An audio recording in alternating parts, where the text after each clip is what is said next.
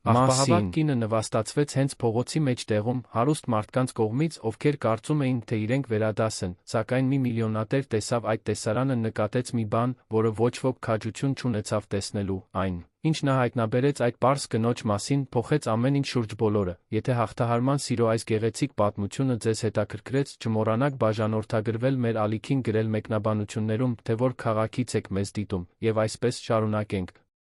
Առավոտյան ժամը 7-ի առն արդեն ուշքին այրում էր, երբ Անուշ Վարդանյանը հրում էր իր սայլակը Թումանյան փողոցով, Երանի կենտրոն թաղամասի սրտում, փայլուն ասֆալտի վրա դեռ պահպանվել էին գիշերային անձրի հետքերը, բայց խոնավությունն արդեն գոլորշիանում էր փոքրիկ ամպերով, որոնք գետնից բարձրանում էին թափանցիկ ուրվականների պես։ Նա գիտեր այդ երթուղու ամեն մետրը, ինչպես մարդը անգիր է անում իր սեփական կյանքի քարտեզը, գիտեր, թե որտեղ է մայթը բարձրանում, որտեղ է եզրաքարը կոտրված, որտեղ են բնակիչները թողնում աղբի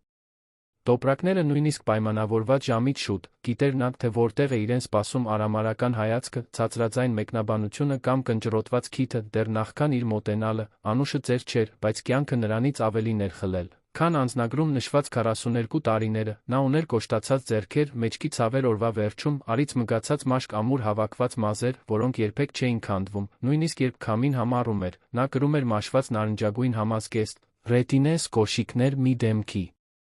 արտահայտություն, որը սովորել էր կառավարել տարիների ընթացքում, դա ոչ հնազանդություն էր, ոչ էլ ընդվզում, դա ինչ-որ միջին բան էր, կամավոր անտեսանելիության թեթ դիմակ, կարծես հասկանում էր, որ որքան քիչ տեղ զբաղեցնի ուրիշների տեսադաշտում, այնքան քիչ խնդիրներ կունենա, բայց ներսում Անուշը մի ամբողջ տիեզերք էր, նա կանգ առավ Արաբերդ համալիրի դիմաց, որը տարածաշրջանի ամենաշքեղ շենքերից մեկն էր, ամբողջությամբ պատված հայելային ապակիներով ներկրված գրանիտով։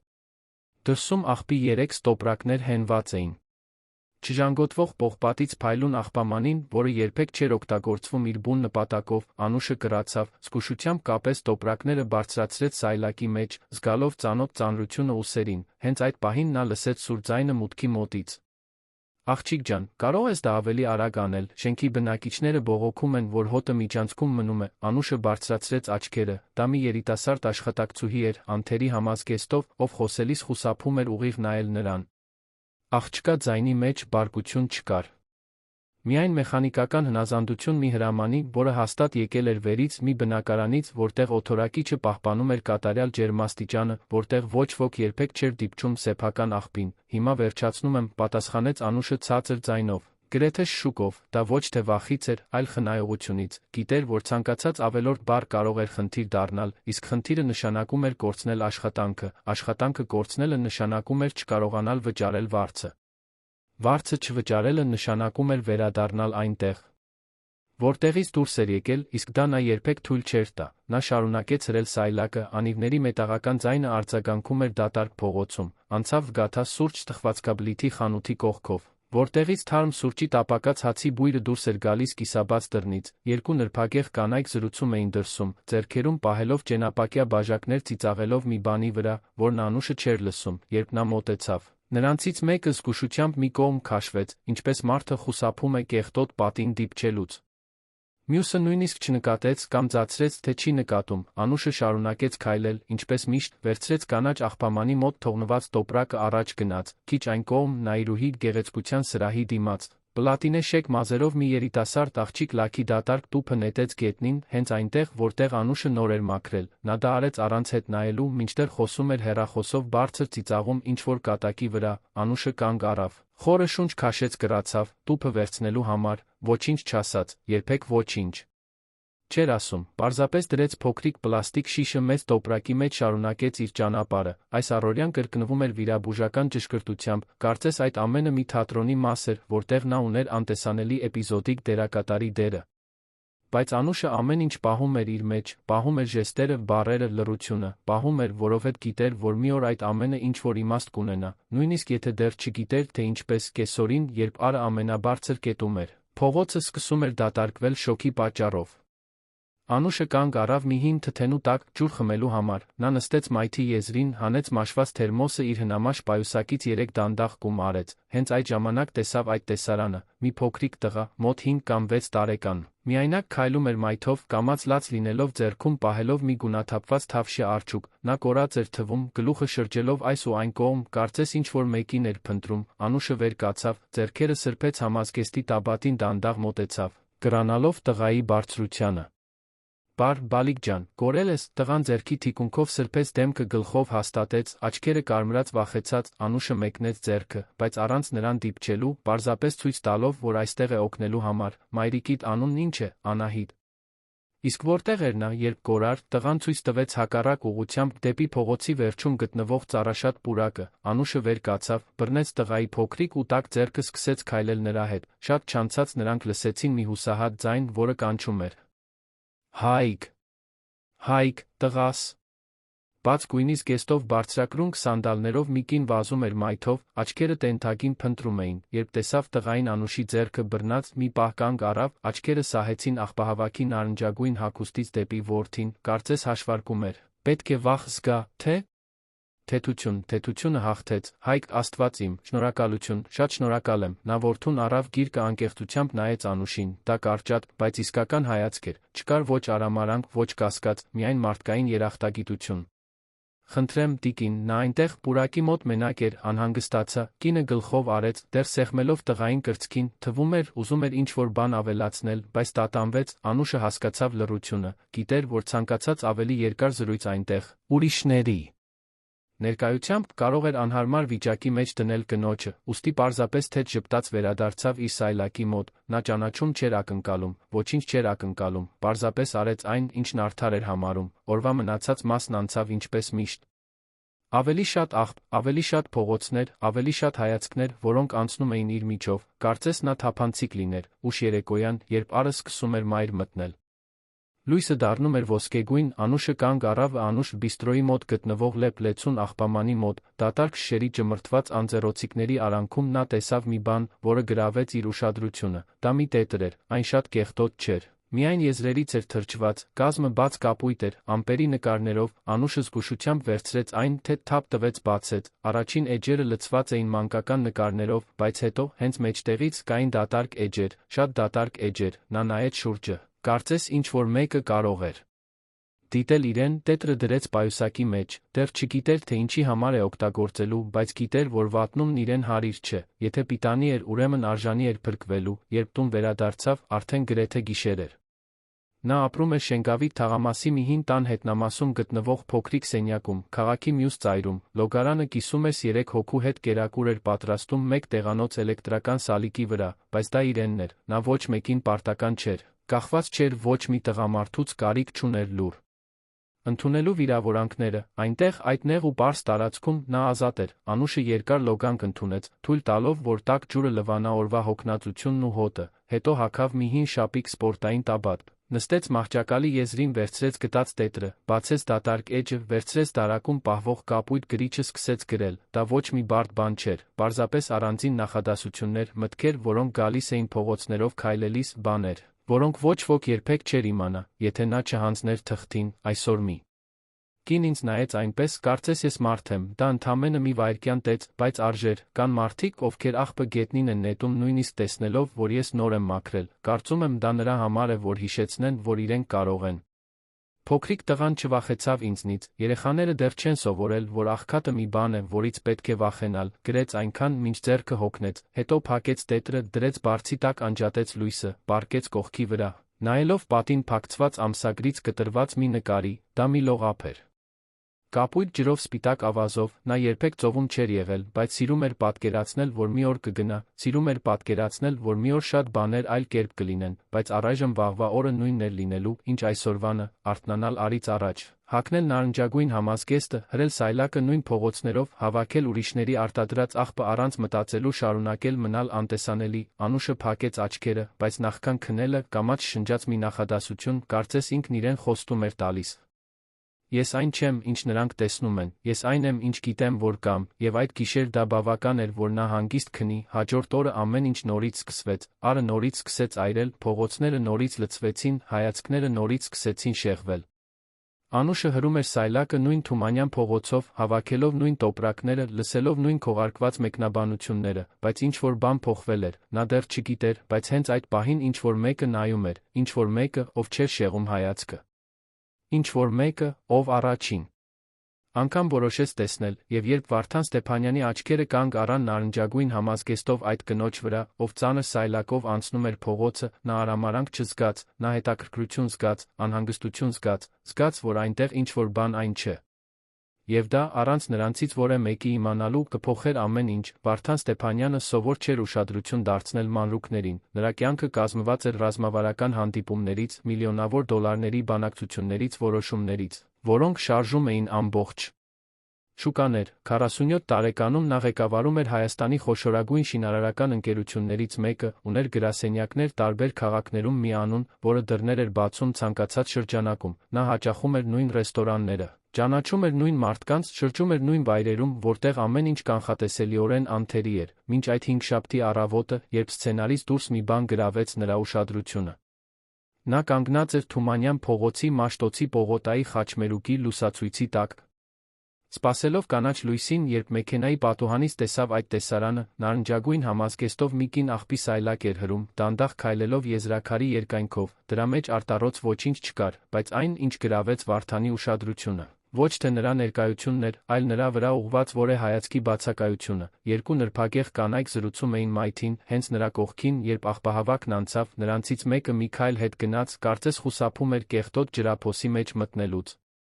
Մյուսը պարզապես շարունակեց խոսել, առանց նախադասությունը ընդհատելու, կարծես աշխատողը բնապատկերի մի մասն էր, մի անշունչ առարկա, առանց ձայնի դեմքի, Վարդանը կնճռոտեց ճակատը, այն, ինչ նա զգաց, կարեկցանք չէր, գոնե այդ առաջին պահին, դա տարօրինակություն էր։ Կարծես ինչ-որ բան սխալ էր այդ անտեսանելի հավասարման մեջ, այդ լրակյաց պայմանագրում, որտեղ բոլորը համաձայնել էին չտեսնել, լույսը կանաչեց, նա առաջ գնաց, բայց տեսարանը մնաց հիշողության մեջ, ինչպես բարակ փուշ մաշկի տակ, հաջորդ օրերին, առանց պլանավորելու, Վարդանը սկսեց ավելի շատ նկատել, նա գրասենյակից վերադառնում էր միշտ նույն ճանապարհով, միշտ տեսնում էր նույն նարնջագույն համազգեստով կնոջը, կենտրոնի փողոցներով սայլակը հրելիս, նա սկսեց նկատել օրինաչափությունը, նրան չէին վերաբերվում սովորական անտարբերությամբ։ Նրան վերաբերվում էին ավելի վատ բանով, ակտիվ արամարանքով, կրթված ծածող զզվանքով։ Մի առավոտ, երբ Վարդանը սուրճ էր խմում Անուշ բիստրոյում, տեսավ աղբահավաքին մոտենալիս ռեստորանի դիմացի մայթին, նա հավաքում էր դրսի սեղանների աղբը, երբ թանկարժեք մոխրագույն կոստյումով մի տղամարդ անհամբեր ժեստ արեց մատուցողին, Վարդանը չկարողացավ լսել, թե ինչ ասվեց, բայց տեսավ, թե ինչպես մատուցողը վազեց դեպի կինը, շտապողական ժեստերով խնդրեց նրան հեռանալ, պատճառը պարզ էր։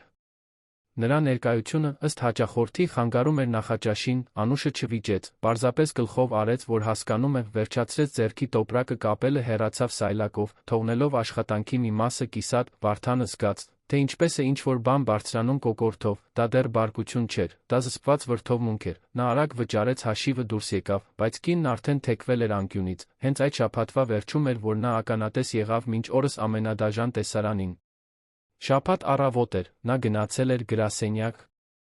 որոշ փաստաթղթեր վերցնելու, մեքենայով անցնում էր Աբովյան փողոցով, երբ մայթին մարդկանց կուտակում տեսավ, հետաքրքրությունից դրդված, դանդաղեցրեց ընթացքը, խմբի կենտրոնում աղբահավաքն էր, կանգնած սայլակի մոտ, մինչդեռ մի շքեղ համալիրի երկու մասնավոր պահակներ խուզարկում էին նրա պայուսակը, նա չէր հակազդում, պարզապես սպասում էր, ձեռքերը կրծքին խաչած, դեմքն անվրդով, Վարդանը կանգնեցրեց մեքենան, իջավ, դանդաղ մոտենալով, նա կարողացավ լսել խոսակցությունը։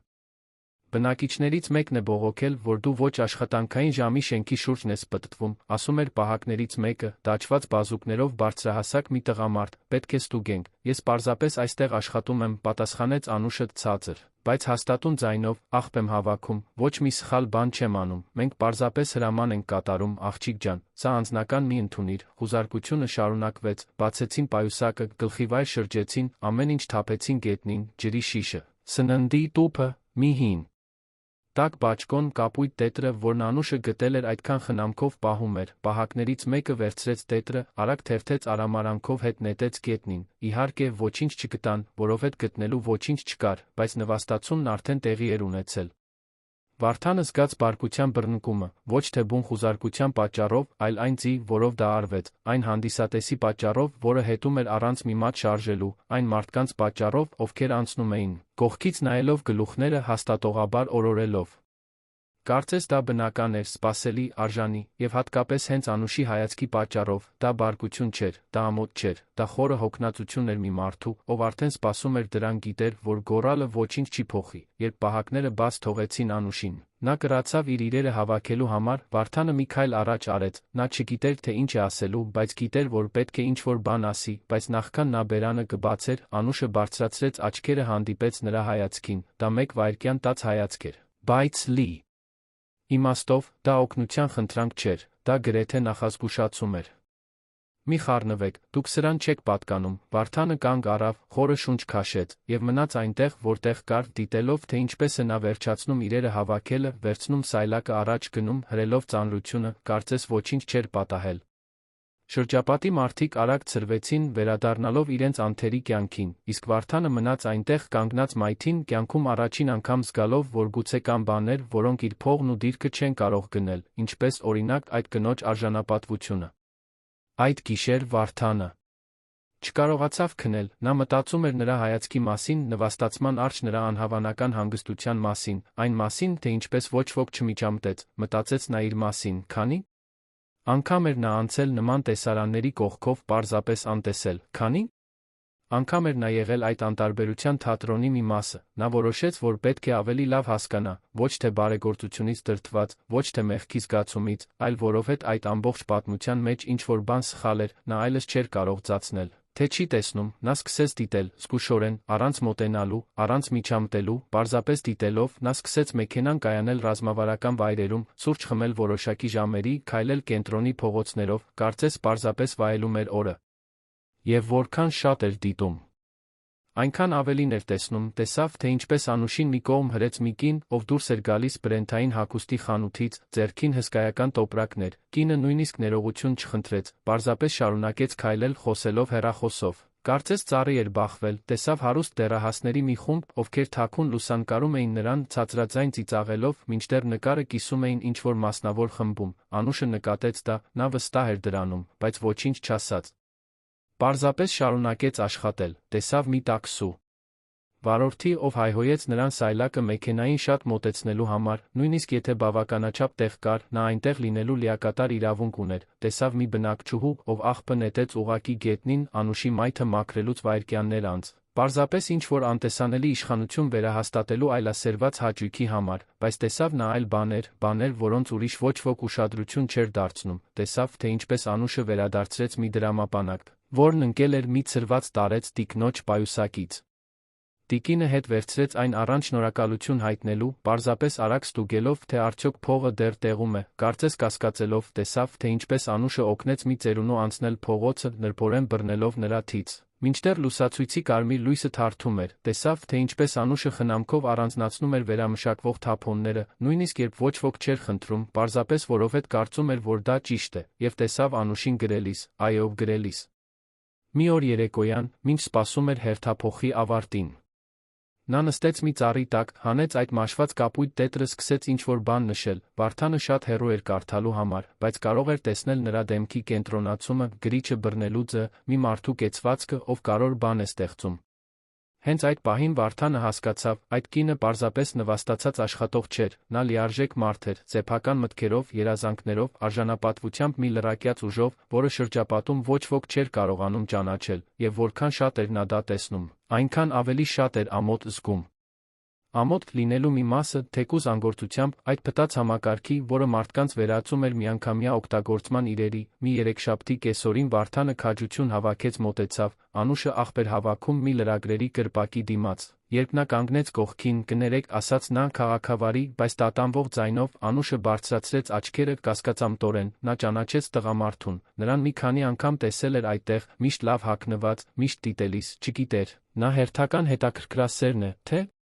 Նոր խնդիր, որոշեց զգուշությամբ պատասխանել, լսում եմ, ես տեսա, թե ինչ պատահեց այն օրը պահակների հետ, ուզում էի ասել, որ կարծում եմ դա սխալ էր, Անուշը մի քանի վայրկյան լուռ մնաց, վերլուծելով, սովորական չէր, որ այդ շրջանակի որևէ մեկը նման բան ասեր, կասկածեց, որ դա կատակ է, կամ ավելի վատ, ինչ-որ մեկը, ով ուզում է իրեն ավելի լավ զգալ իր հաշվին, դուք պետք չէ անհանգստանաք դրա համար, պատասխանեց նա չեզոք ձայնով, անցած գնացած բան է։ Բայց դա չպետք է պատահեր, շատ բաներ չպետք է պատահեն։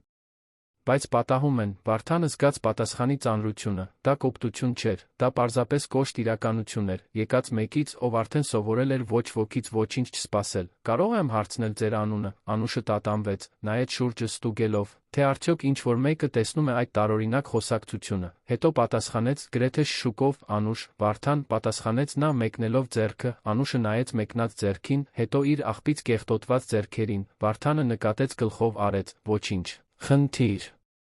չկա, նա ձեռքը չսեղմեց, պարզապես թեթակի գլխով արեց վերադարձավ աշխատանքին, Վարդանը հասկացավ ակնարկը, չպնդեց, պարզապես նույնպես գլխով արեց հեռացավ, բայց այդ կարճ հանդիպման ժամանակ ինչ-որ բան փոխվել էր, Անուշը հիմա գիտեր, որ ինչ-որ մեկը տեսնում է։ Իսկ Վարդանը հիմա գիտեր, որ այլս չի կարող ծածնել, թե չի տեսնում, սակայն ճշմարտությունը շատ ավելի մեծ էր, քան նրանցից որևէ մեկը պատկերացնում էր, եւ այն պատրաստվում էր պայթել մի ծով, որին ոչ ոք չէր սպասում, երկուշաբթին բացվեց ծանր երկնքով, այնպիսի առավոտ, որը խոստանում է անձր, բայց չի բերում, Անուշը հերթափոխը սկսեց սովորականից շուտ, ցանկանալով առաջ գցել աշխատանքը, նախքան շոկը անտանելի կդառնար, նա աղբ էր հավաքում Սոսիների տուն համալիրի դիմաց, որը կենտրոնի ամենաշքեղ շենքերից մեկն էր, երբ ինչ-որ բան գրավեց նրա ուշադրությունը։ Թանկարժեք գինու դատարկ շշերի բրենդային խանութների ստվարաթղթե։ Տուփերի արանքում կար մի դարչնագույն ծրար, մի քիչ ճմրթված, բայց դեռ կնքված, Անուշը նայեց շուրջը ստուգելով, թե արդյոք ինչ-որ մեկը տեսնում է, զգուշությամբ վերցրեց ծրարը, դրսից ոչինչ գրված չէր, միայն մի կարմիր կնիկ, ոսկեգույն սկզբնատառերով, որոնք նա չճանաչեց, դանդաղ բացեց, պարզապես ստուգելու համար, թե արդյոք դա կարևոր մի բան է, որը սխալմամբ է նետվել, ներսում փաստաթղթեր էին, շատ փաստաթղթեր, պայմանագրեր, տպված էլեկտրոնային նամակներ, աղյուսակներ, աստղաբաշխական թվերով ստորագրություններով, որոնք նա չկարողացավ լիովին վերծանել, բայց նույնիսկ առանց բոլոր մանրամասները հասկանալու, Անուշը զգաց, որ դա սովորական աղբ չէ, դա լուրջ բան էր, մի բան, որը ինչ-որ մեկը հաստատ կփնտրեր, նա արագ փակեց ծրարը դրեց պայուսակի մեջ, որոշելով, որ այն կհանձնի շենքի մուտքի մոտի աշխատակցին հենց որ ավարտի այդ փողոցի երթուղին, նա խնդիրներ չէր ուզում որևէ մեղադրվել, պարզապես ուզում էր ճիշտ վարվել, բայց ճիշտ վարվելն այդ վայրում չափազանց բարձր գին ուներ։ Անուշը գաղափար անգամ չուներ, որ այդ ծրարը դիտավորյալ էր նետվել, նա չգիտեր, որ այդ փաստաթղթերի տերը, Գորգ Մարտիրոսյանը, Երանի ամենաազդեցիկ գործարարներից մեկը, փորձում էր ոչնչացնել կոռուպցիոն սխեմայի ապացույցները, որոնք կապված էին քաղաքապետարանի հետ կնքված միլիոնավոր դոլարների պայմանագրերի հետ, նա չգիտեր, որ Գորգը վճարել էր ինչ-որ մեկին դրանցից գաղտնի ազատվելու համար, հեռու տեսախցիկներից վկաներից, եւ նա չգիտեր, որ վերցնելով այդ ծրարը, նոր էր մտել մի մահացու թակարդի մեջ, Անուշը վերջացրեց այդ փողոցի հավաքումը վերադարձավ Սոսիների տունը համալիրի մուտքի մոտ, պահակը, խոժոռ դեմքով մի միջին տարիքի տղամարդ, հազիվ բարձրացրեց աչքերը, երբ նա մոտեցավ, բարձես, սա գտա այստեղի աղբի մեջ, կարծում եմ ինչ-որ մեկը սխալմամբ է նետել, հնարավոր է տիրոջը վերադարձնել։ Պահակը վերցրեց ծրարը, արագ նայեց կնճռոտեց ճակատը, թվում էր, ինչ-որ բան ճանաչեց, բայց ոչինչ չասաց, պարզապես գլխով արեց ձեռքի շարժումով ցույց տվեց Անուշին, որ հեռանա, լավ, ես կզբաղվեմ, Անուշը թեթացած հեռացավ, կարծելով, թե իր պարտքը կատարել է։ Վերադարձավ Սայլակի մոտ։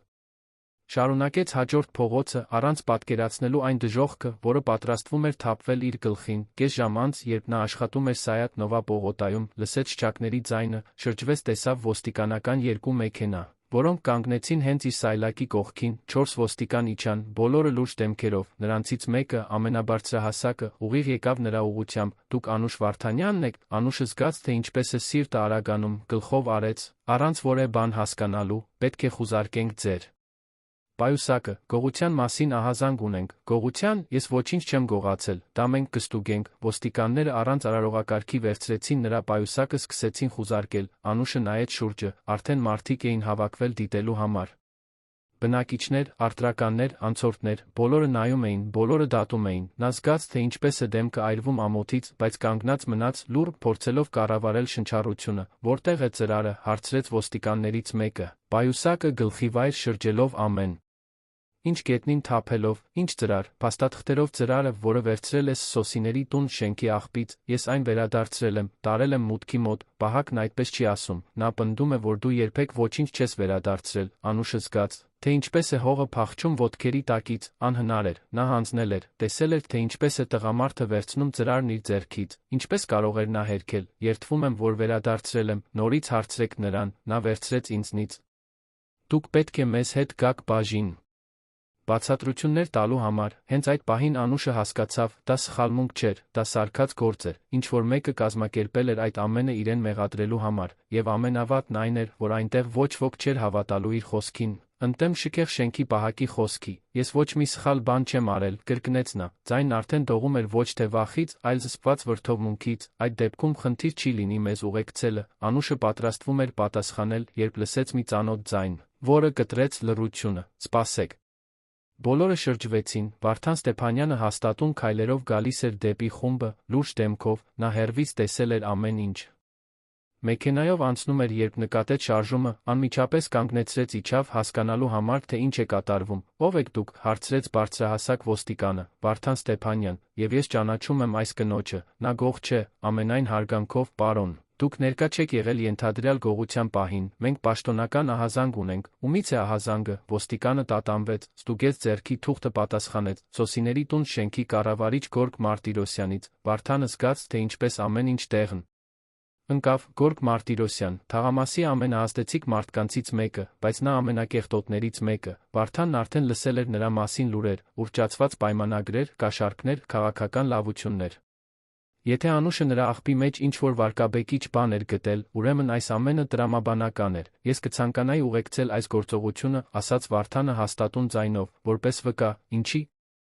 վկա, դուք ոչինչ չեք տեսել, տեսել եմ նրա ազնիվ աշխատանքը ամեն օր, եւ գիտեմ, որ այս մեղադրանքը ոչ մի իմաստ չունի, ոստիկանը նայեց գործընկերոջը, հետո Անուշին, հետո Վարդանին, նա ակնհայտորեն անհարմար էր զգում, սա դուրս է սցենարից, լսեք, պարոն։ Ամենայն հարգանքով մենք պարզապես հրաման ենք կատարում, եթե ցանկանում եք կարող եք գալ բաժին, բայց կինը պետք է մեզ հետ գա, Վարդանը պատրաստվում էր պնդել, երբ Անուշը ընդհատեց նրան, լավ է, ես կգնամ, թաքցնելու ոչինչ չունեմ։ Նա նայեց Վարդանին մի հայացքով,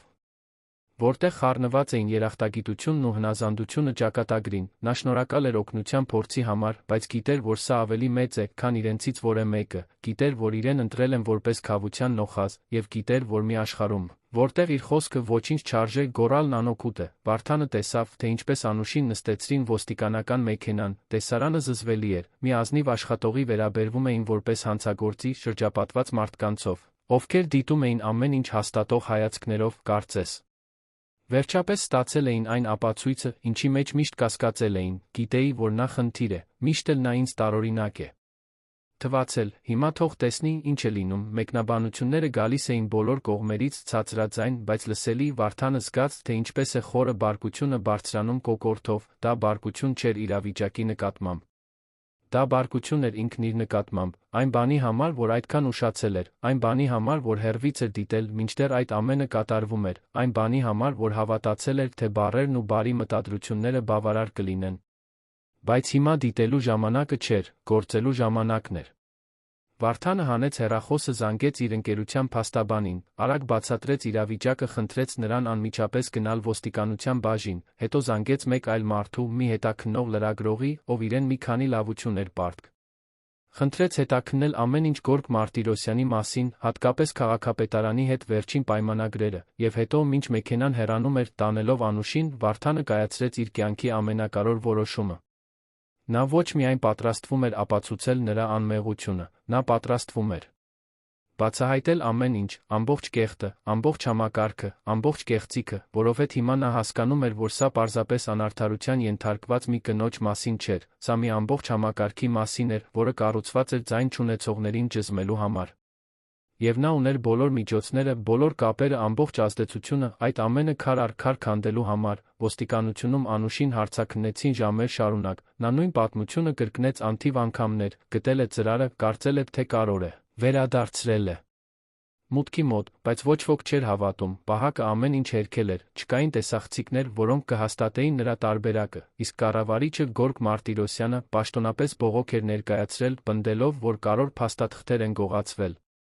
Երբ վերջապես բաց թողեցին Անուշին, արդեն գիշեր էր, նա դուրս եկավ բաժնից կարմրած աչքերով, ոչ թե լացից, այլ հոգնածությունից, Վարդանի ուղարկած փաստաբանը սպասում էր դրսում, ձեզ չեն ձերբակալի, բացատրեց փաստաբանը, բարակ ակնոցներով մի երիտասարդ տղամարդ, բայց ձեր դեմ գործ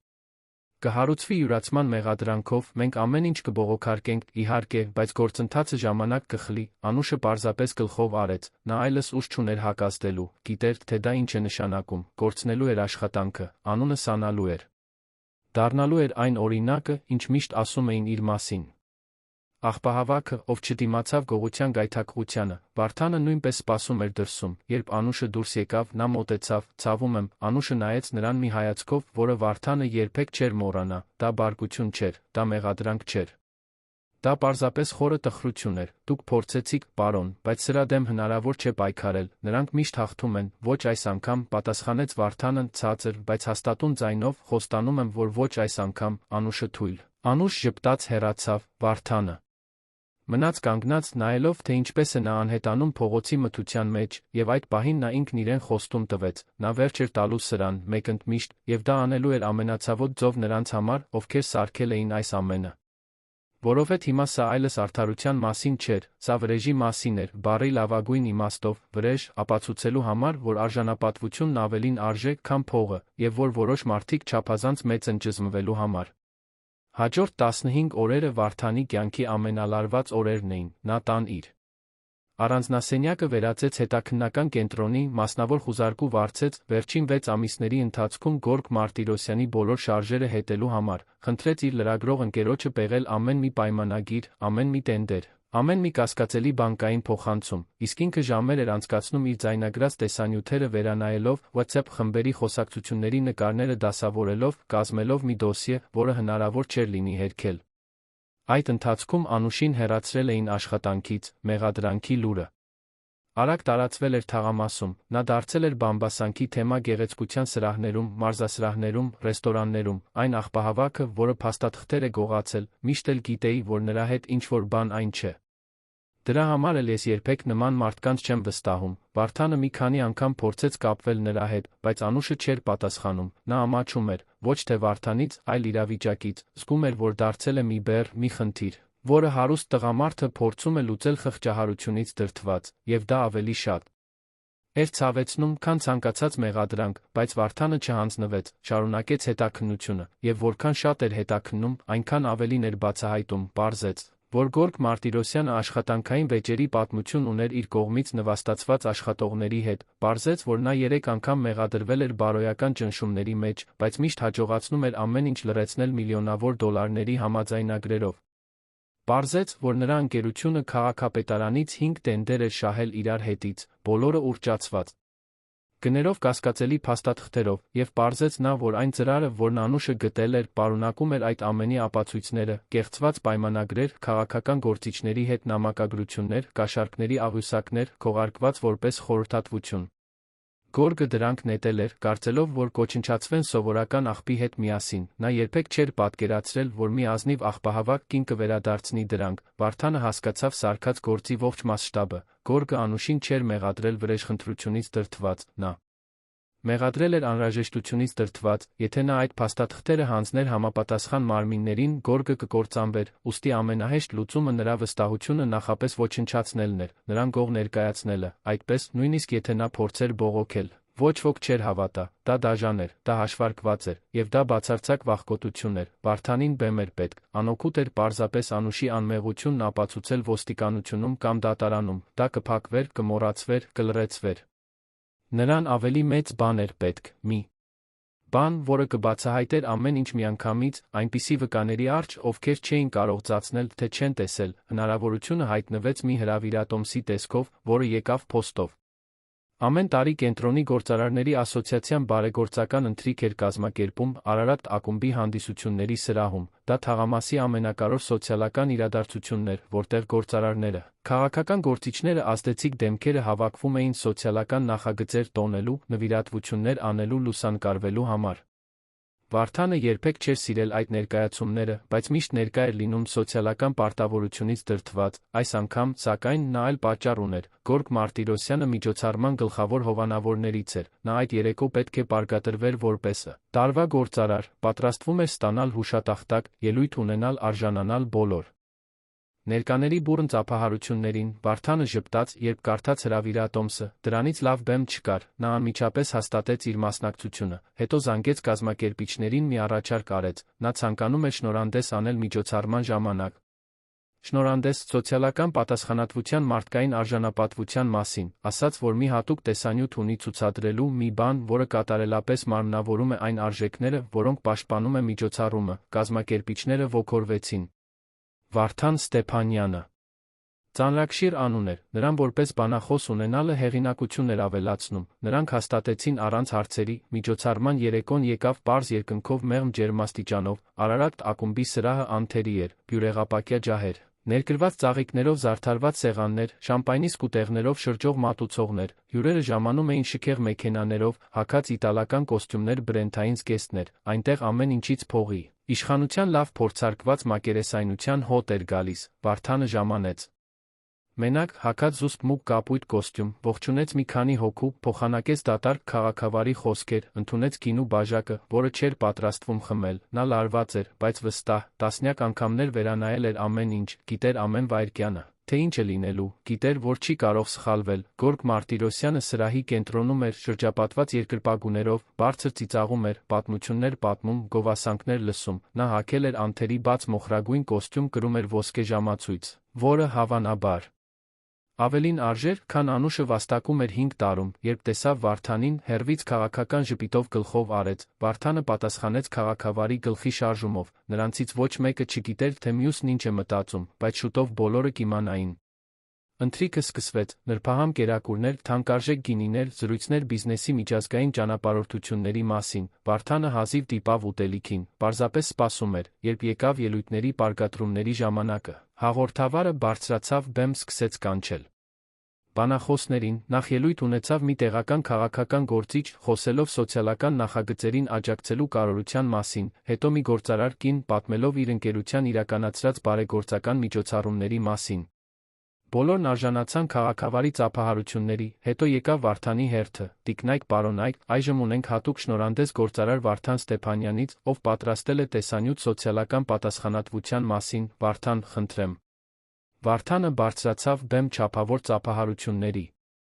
ներքո, վերցրեց բարձրախոսը, խորը շունչ քաշեց, սկսեց խոսել, բարի երեկո բոլորին, շնորհակալ եմ հրավերի համար, ես շատ ժամանակ չեմ խլի ձեզնից, ուղղակի ուզում եմ ցույց տալ մի տեսանյութ, որը նկարել եմ վերջին ամիսներին, այն մի կնոջ մասին է, ով աշխատում է այս թաղամասում, աղբահավաք կին է, Անուշ Վարդանյան անունով, ձեզնից ոմանք գուցե ճանաչեն նրան, դահլիճում շշուկներ լսվեցին, ոմանք շփոթված հայացքներ փոխանակեցին, մյուսները կնճռոտեցին ճակատները, փորձելով հասկանալ, թե սա ուր է տանում։ Նախքան տեսանյութը ցույց տալը, ուզում եմ մի բան պատմել, այս կինը վերջերս մեղադրվեց գողության մեջ, մեղադրվեց այստեղ ներկա գտնվող մի անձնավորության կողմից, մեղադրանքը կեղծ էր, բայց դա նշանակություն չունեցավ, նա հրապարակայնորեն նվաստացվեց, հարցաքննվեց, հեռացվեց աշխատանքից, նրա անունը ոչնչացվեց, եւ այս ամենը այն պատճառով, որ նա քաջություն ունեցավ վերադարձնել մի բան, որը գտել էր աղբի մեջ, մի բան, որը ինչ-որ մեկը ուզում էր թաքցնել, սրահում լռությունը հիմա բացարձակ էր։ Վարդանը ուղիղ նայեց Գորգ Մարտիրոսյանին, ով կորցրել էր ժպիտը գունատվել էր, բայց նախքան այդ մասին խոսելը, ուզում եմ, որ դուք տեսնեք, թե ով է իրականում այդ կինը, ոչ թե այն տարբերակը, որը հորինել են նրա մասին, այլ իրական տարբերակը։ Վարդանը նշան արեց տեխնիկին, սրահի լույսերը հանգեցին, բեմի հետի էկրանը վառվեց, տեսանյութը սկսվեց, հաջորդական կադրերը ցույց էին տալիս Անուշին կենտրոնի փողոցներում աշխատելիս, ծայլակը հրելիս, աղբը հավաքելիս, բայց ցույց էին տալիս նա այլ բաներ, ցույց էին տալիս, թե ինչպես է նա վերադարձնում մի տիկնոջ, Պայուսակից ընկած դրամապանակը ցույց էին տալիս, թե ինչպես է նա օգնում մի ծերունու անցնել փողոցը, ցույց էին տալիս, թե ինչպես է նա խնամքով առանձնացնում վերամշակվող նյութերը, նույնիսկ երբ ոչ ոք չէր խնդրում, ցույց էին տալիս, թե ինչպես է նա ջուր տալիս մի թափառող շան, ցույց էին տալիս, թե ինչպես է նա ժպտում պատուհանից ձեռքով անող մի երեխայի, հանդիսատեսը դիտում էր լռության մեջ, ոմանք արդեն սկսում էին հասկանալ, թե ինչ է կատարվում, հետո տեսանյութի երանգը փոխվեց։ Հաջորդ կադրերը ցույց էին տալիս նվաստացումները, ցույց էին տալիս մի բնակչուհու, ով հեռանում էր Անուշից այնպես, կարծես նա վարակիչ հիվանդություն ուներ, ցույց էին տալիս մի տղամարդու, ով դիտավորյալ սուրճը թափեց գետնին նրա մոտ, ցույց էին տալիս պահակներին, ովքեր խուզարկում էին նրա պայուսակը, մինչդեռ ամբոխը դիտում էր, ցույց էին տալիս մի խումբ երիտասարդների, ովքեր թաքուն լուսանկարում էին նրան ծիծաղում, ցույց էին տալիս խանութի մի աշխատակցուհու, ով քշում էր նրան ցուցափեղկի դիմացից։ Դահլիճում ոմանք սկսեցին անհանգիստ շարժվել աթոռների վրա, մյուսները նայում էին կողքերը, կարծես ստուգելով, թե արդյոք ինչ-որ մեկը իրենց ճանաչում է այդ կադրերում, բայց ամենավատը դեռ առջում էր, Վարդանը կանգնեցրեց տեսանյութը, նորից սկսեց խոսել, այս տեսարանները, որ դուք նոր տեսաք, բոլորը տեղի են ունեցել այստեղ, այն փողոցներում, որտեղ ձեզնից շատերն ապրում են, աշխատում, շրջում են, և ձեզնից ոչ ոք ոչինչ չարեց, ոչ ոք չմիջամտեց, որովհետև ձեզ համար նա անտեսանելի է, նա միանգամյա օգտագործման իր է, նա մարդուց պակաս մի բան է։ Լռությունը հիմա ճնշող էր։ Ոչ ոք չէր համարձակվում բարձր շնչել, բայց ես դեռ չեմ վերջացրել, որովհետև այս սրահում կա մի մարդ, ով գնացել է ավելի հեռու, քան պարզապես անգործությունը, մի մարդ, ով որոշեց դիտավորյալ ոչնչացնել այս կնոջ կյանքը, և ես ունեմ դրա ապացույցները։ Վարդանը նորից նշան արեց, տեսանյութը շարունակվեց, այս անգամ այն ցույց էր տալիս WhatsApp-ի մասնավոր խմբերի խոսակցությունների նկարները, դաժան հաղորդագրություններ Անուշի մասին, նրա նկարները, կիսված նվաստացուցիչ մեկնաբանություններով, առաջարկներ, թե ինչպես հորինել մեղադրանքներ նրան թաղամասից հեռացնելու համար, և հետո հայտնվեց ծրարի պատկերը, փաստաթղթերը, կեղծ պայմանագրերը, վարկաբեկիչ նամակները, ամեն ինչ դասավորված, բացատրված անհնարին հերքելու համար, Գորգ Մարտիրոսյանը նետել էր այս փաստաթղթերը, որովհետև դրանք ապացուցում են կոռուպցիոն սխեման կապված միլիոնավոր դոլարների տենդերների հետ, Անուշը գտել էր դրանք աղբի մեջ վերադարձրել նրա շենքի մուտքի մոտ, ինչպես ցանկացած ազնիվ մարդ կաներ, նրա պատասխանը՝ մեղադրել նրան գողության մեջ, ոչնչացնել նրա կյանքը։ Որովհետև ավելի հեշտ էր ոչնչացնել մի աղբահավաք կնոջ, քան ընդունել սեփական փտածությունը, Գորգը վեր կացավ տեղից, բարկությունից կարմրած, սա զրպարտություն է, ես ձեզ դատի կտամ, տուր, պատասխանեց Վարդանը հանգիստ, բայց կտրուկ ձայնով, ես ունեմ այս ապացույցներից յուրաքանչյուրի վավերացված օրինակը, ունեմ օրինակներ փաստաբանների, լրագրողների ազգային անվտանգության ծառայության մոտ։ Դու կարող ես ինձ որքան ուզում ես դատի տալ, բայց դա չի փոխի այն փաստը, որ այստեղ գտնվող բոլոր մարդիկ հիմա գիտեն, թե դու իրականում ով ես, սրահում շշուկներ բարձրացան, մարդիկ վեր էին կենում տեղերից, բուռն քննարկումներ, հեռախոսներով ամեն ինչ ձայնագրելու փորձեր։ Վարդանը թույլ տվեց, որ քաոսը մի քանի վայրկյան տիրի, հետո ձեռքը բարձրացրեց, լռություն խնդրելով, բայց այս երեկոյի իսկական բացահայտումը ես չեմ, այլ նա, և հենց այդ պահին սրահի դռները բացվեցին, և ներս մտավ Անուշ Վարդանյանը։ Բոլոր գլուխները շրջվեցին դեպի դուռը, Անուշը դանդաղ ներս մտավ, հագած մի պարզ մուգ կապույտ զգեստ, մազերը թափված ուսերին, առանց դիմահարդարման, առանց զարդերի, առանց որևէ փորձի նմանվելու այդ մարդկանց, նա հենց այնպիսին էր, ինչպիսին միշտ եղել էր։ Եվ դա այդ պահին ավելի հզոր էր, քան ցանկացած քողարկում, Վարդանը նրան զանգել էր 3 օր առաջ, պատմել էր պլանի մասին, ապացույցների մասին, միջոցառման մասին, Անուշը տատանվել էր, չէր ուզում ներկայացում դառնալ, չէր ուզում որևէ բանի խորհրդանիշ դառնալ։ Պարզապես ուզում էր խաղաղ աշխատել, արժանապատիվ ապրել, հանգիստ թողնվել, բայց Վարդանը մի բան էր ասել, որը փոխել էր ամեն ինչ, սա քո մասին չէ, սա բոլոր այն անուշների մասին է, ովքեր կան այնտեղ, բոլոր այն մարդկանց մասին, ովքեր ամեն օր ճզմվում են, որովհետև ինչ-որ մեկը որոշել է, որ նրանք ավելի քիչ արժեն, եթե դու հիմա չխոսես, նրանք շարունակելու են դա անել, քեզ հետ բոլոր նրանց հետ, ովքեր կգան քեզնից հետո, Անուշը հասկացել էր, սա անձնական վրեժի մասին չէր, սա լռությունը կոտրելու մասին էր, սա ցույց տալու մասին էր, որ կան բաներ, որոնք այլևս չեն կարող ընդունվել որպես նորմալ, և դրա համար նա այնտեղ էր, նա քայլեց սրահի կենտրոնական միջանցքով, սեղանների արանքով, մինչդեռ հարյուրավոր աչքեր հետում էին նրան, ոմանք ճանաչում էին, ոմանք ուղղակի տարօրինակ էին նայում, բայց բոլորը զգում էին, որ ինչ-որ վիթխարի բան է կատարվում, Վարդանը իջավ բեմից, ձեռքը մեկնեց նրան բարձրանալու համար, Անուշը մի վայրկյան տատանվեց, հետո ընդունեց այն, երբ հասավ բեմ, կանգնեց այդ ամբողջ հանդիսատեսի դիմաց, զգաց, թե ինչպես է սիրտը թրթռում, դա վախից չէր, դա ավելի մեծ բանից էր, դա գիտակցումից էր, գիտակցումից, որ այդ պահը շատ բան է որոշելու, Վարդանը բարձրախոսը հանձնեց նրան, քոնն է, ասաց ցածրաձայն, Անուշը բարձրախոսը բռնեց երկու ձեռքով, խորը շունչ քաշեց, և սկսեց խոսել, բարի երեկո։ Իմ անունը Անուշ Վարդանյան է, ես աղբահավաք եմ, ամեն օր աշխատում եմ այս թաղամասի փողոցներում, հավաքում եմ այն, ինչ դուք նետում եք, մաքրում եմ այն, ինչ դուք կեղտոտում եք, և երկար ժամանակ ես կարծում էի, որ դա ուղղակի աշխատանք է, որ դա ուղղակի գոյատում է։ Բայց հիմա ես հասկանում եմ, որ դա ավելին էր, դա փորձություն էր, փորձություն տեսնելու համար, թե ես մինչ ուր կդիմանամ, որ ինձ հետ վերաբերվեն այնպես, կարծես ես գոյություն չունեմ, սրահում լռությունն այնքան խորն էր, որ կարելի էր լսել մարդկանց շնչառությունը, ինձ արդեն հրել են, հայհոյել են, թաքուն լուսանկարել են, բոլորի դիմաց խուզարկել են, գողության մեջ են մեղադրել, վերաբերվել են այնպես, կարծես ես աղբ լինեմ, այս ամենը մինչ ես կատարում էի իմ աշխատանքը, այս ամենը, մինչ ես փորձում էի ապրել արժանապատվորեն, եւ գիտեք որն է ամենաթխուրը, ոչ թե այն, ինչ արեցին ինձ հետ, այլ այն, ինչ չարեցին, ոչ ոք չօգնեց, ոչ ոք ոչինչ չասաց, ոչ ոք չասաց, որ դա սխալ է, որովհետեւ ձեզ համար ես անտեսանելի էի։ Ես գոյություն ունեի միայն այն ժամանակ, երբ խանգարում էի, դահլիճում որոշ կանայք սկսեցին իջեցնել աչքերը, մյուսները հազիվ էին զսպում արցունքները, Վարդանը տեսավ ամոթից կարմրած դեմքեր, ուրիշների մոտ, բարկություն, ոմանց մոտ, զուտ մեղքի զգացում, բայց ամենավատը դա չէր, ամենավատն այն էր, երբ ես փորձեցի ճիշտ վարվել։ Երբ կարճ փաստաթղթերով ծրար գտա վերադարձրեցի, ես կարող էի դեն նետել, կարող էի անտեսել, բայց ես վերադարձրեցի, որովհետև ինձ այդպես են մեծացրել, լինել ազնիվ, անել ճիշտը նույնիսկ այն ժամանակ, երբ ոչ ոք չի տեսնում, և մրցանակը։ Ես մեղադրվեցի գողության մեջ, ես նորից նվաստացա, այս անգամ ոչ միայն փողոցում, այլ ոստիկանությունում, ոստիկանների, պահակների, այնպիսի մարդկանց առաջ, ովքեր ինձ արդեն դատել էին նախքան իմ տարբերակը լսելը, Անուշը մի պահ կանգ առավ, նա լաց չէր լինում, չէր պատրաստվում լաց լինել։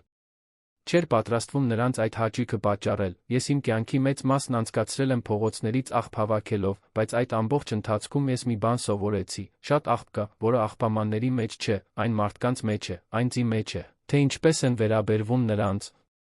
ովքեր տարբերվում են իրենցից, այն կրթվածության տակ թաքնված դաժանության մեջ է, այն մարդկանց լռության մեջ է, ովքեր տեսնում են ոչինչ չեն անում, դա ամենադժվար մաքրվող աղբն է, որովհետև այն թաքնված է թանկարժեք կոստյումների, ներկրված օծանելիքների կեղծ ժպիտների հետում, դահլիճում շշուկ բարձրացավ, որոշ մարդիկ անհանգիստ շարժվում էին, մյուսները քարացել էին, կարծես Անուշի ամեն մի բառը դիպուկ հարված լիներ, պարոն Գորգը այնտեղ փորձեց ինձ ոչնչացնել, որովհետև ես գտա նրա կեղտը։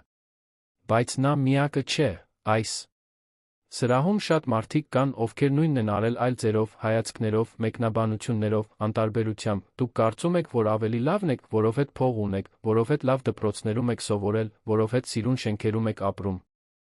Ես ձեզ մի բան կասեմ, ես այդ ամենը չեմ ունեցել, ես եկել եմ հեռվից, մի տեղից, որտեղ ուտելիքը քիչ էր, որտեղ հնարավորությունը քիչ էր, որտեղ հույսը քիչ էր, բայց երբեք չի պակասել նկարագիրը, երբեք չի պակասել հարգանքը։ Երբեք չի պակասել ավելի լավը լինելու կամքը, քան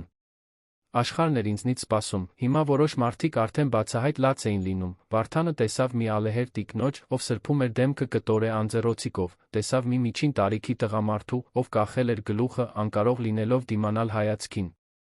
Դուք ինձ վերածեցիք ոչնչի, բայց ես երբեք ոչինչ չեմ եղել, ես միշտ էլ ինչ-որ մեկն եմ եղել, ինչ-որ մեկը երազանքներով, ինչ-որ մեկը զգացմունքներով, ինչ-որ մեկը, ով ամեն օր արթնանում է անում է իր կարողացածի լավագույնը, ես այն աղբահավաքը չեմ, որին դուք արհամարհում եք։